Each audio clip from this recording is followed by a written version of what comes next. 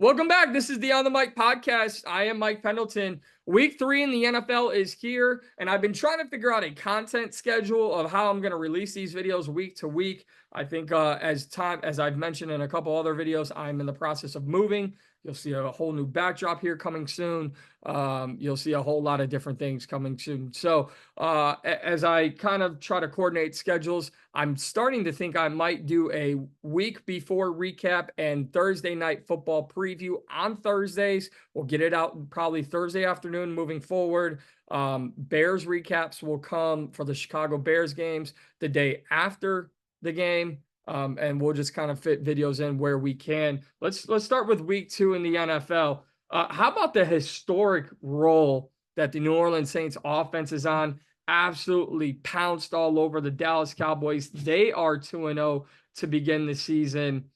Derek Carr just looking absolutely incredible in his second year with the New Orleans Saints. Clint Kubiak, the offensive coordinator. I mean, literally off to a record start there in New Orleans. Elsewhere around the league, the Cincinnati Bengals for the third straight year, 0-2.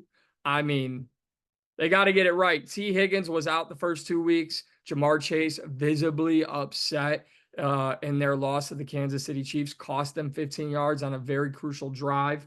Baker Mayfield, another one of my huge surprises this year, but really not all that surprising. Baker has continued to be consistent in his time in Tampa Bay. He got his contract. The Saints and the Buccaneers, 2-0 in the NFC South. What a surprise. Everyone besides the New York Giants is 1-1 in the NFC East. Not a single team outside of the Houston Texans has a win in the AFC South. So they're getting off to a hot start there. AFC North, Pittsburgh and Cleveland leading the AFC North with the Ravens and Bengals behind them. Who would have thought that? Buffalo, as we expected, kind of running with the AFC East. As we expected, I should say, after the Miami Dolphins lost quarterback Tua Tagovailoa to a concussion. He was placed on injured reserve this week. He'll be out a minimum of 4 games. So many injuries throughout the beginning of the season. And one game in particular for week 3, the Rams and the 49ers. There's going to be no Deebo Samuel, no Christian McCaffrey, no Puka Nacua, no Cooper Kupp. And now George Kittle on Thursday did not practice. This is trying times in the NFC West, especially with the reigning NFC champion 49ers.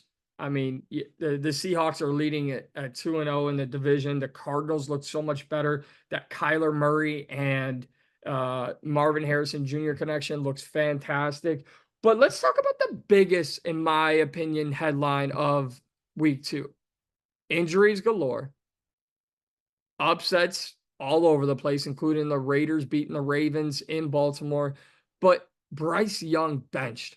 And there's so much talk as someone who covers the Bears, right, and is from Chicago, knows a lot of Bears fans, Bears people, former Bears players. There's so much talk about Caleb Williams this, and it's not like call for protection to say this, but at least your favorite team, unless it is your favorite team, is the Carolina Panthers, right? You could take so many, like the Los Angeles Rams. At least they're not the Panthers. The Bears, at least they're not the New York Giants. At least these teams are not the Carolina Panthers. They benched after giving away everything they could, almost every valuable asset they could put together to get Bryce Young in last year's draft.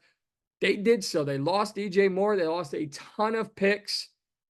And now they just benched Bryce Young 2 games into the 2024 season. He had little to no help last year. He gets no help again this year. Andy Dalton is the new starter in Carolina. I thought Adam Thielen said something very intriguing after their loss in week 2. He said, this is not a Bryce Young problem.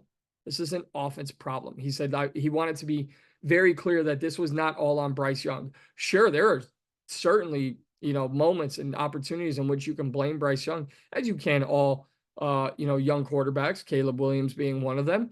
But to hear a veteran like Adam Thielen, who has done it all, seen it all, say this is not a Bryce Young problem, and then Bryce Young gets benched, I don't know, man. I don't know. It's very telling.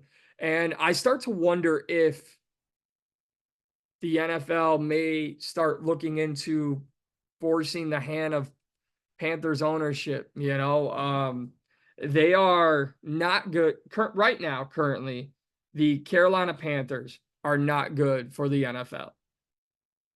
Everything is projecting upwards in the business of the NFL, and the Carolina Panthers are that anchor trying to hold them and bring them down. David Tepper, the Panthers owner, is known for like getting in public spats with businesses, calling for a sale of the team. Could the NFL step in and force their hand? I don't know. It's a little bit of an overreaction right now, but you've got to believe that the NFL is monitoring what's happening in Carolina, because this is atrocious.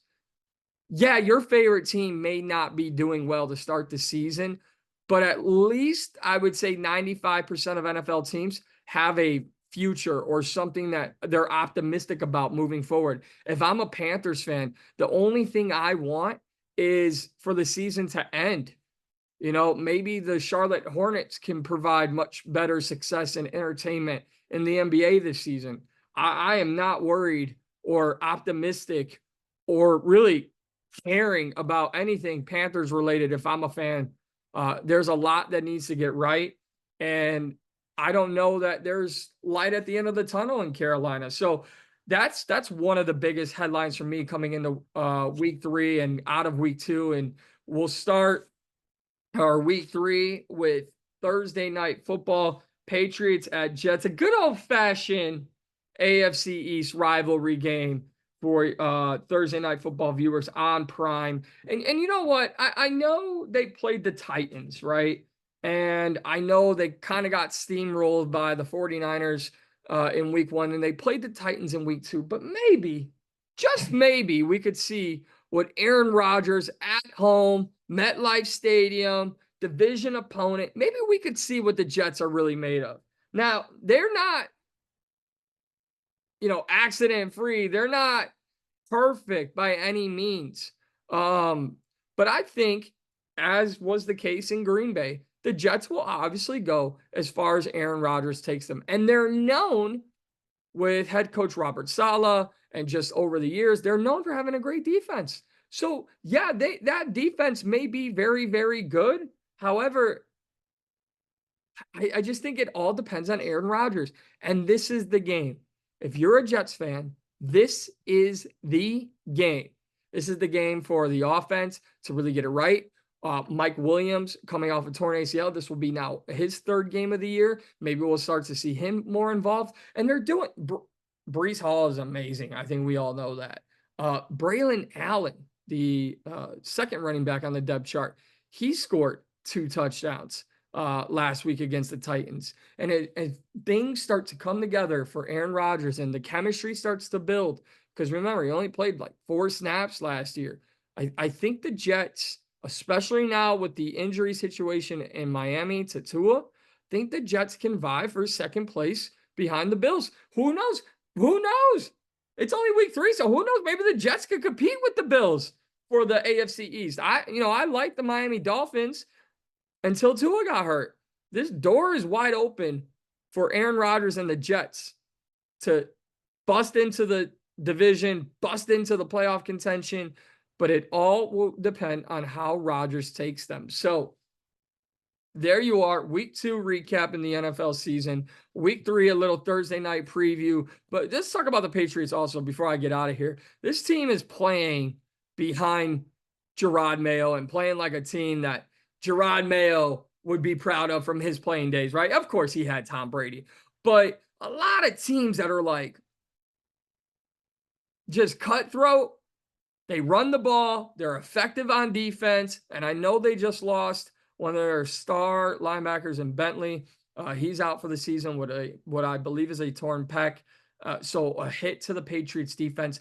But this this Patriots team with defense and running the football behind Ramondre Stevenson and Antonio Gibson, there's a lot to at least watch for, right? Now, the Jets could come out and trounce them, or they could fight back and put Aaron Rodgers and the Jets on the ropes. They could make it a tougher game than what it should be, just like they did in Seattle.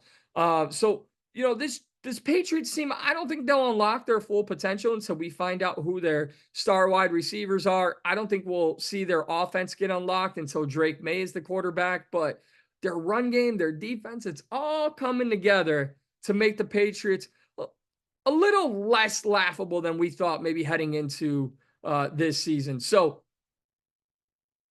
intriguing week 3 Thursday night football game, but I don't know that the Patriots have another upset in them like they did against the Cincinnati Bengals in week 1. We'll see what happens. Subscribe to my YouTube channel for more. What are you watching for in week 3? What did you make of week 2? Are the injuries hurting your fantasy team? Let me know. Subscribe to my YouTube channel. Like this video. Comment below. Let's talk about it. And do you think Bryce Young, here's my big question.